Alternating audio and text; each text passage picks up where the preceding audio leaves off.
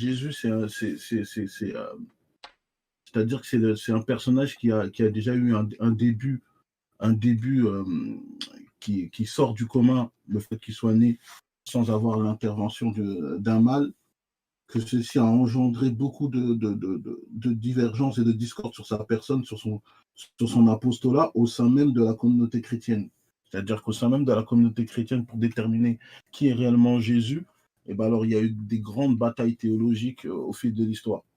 Et le fait que ces divisions persistent, lorsque Jésus va revenir, justement, il va rétablir la vérité sur son cas. La personne qui a parlé de pourquoi c'est Jésus qui sera jugé, ça, il a cité un hadith qui est connu dans nos sources, qui est sahih, mais le hadith, il ne te dit pas qu'il va juger les êtres humains de telle sorte que ce sera le juge suprême, comme Allah subhanahu wa ta'ala sera le juge suprême le jour du jugement dernier.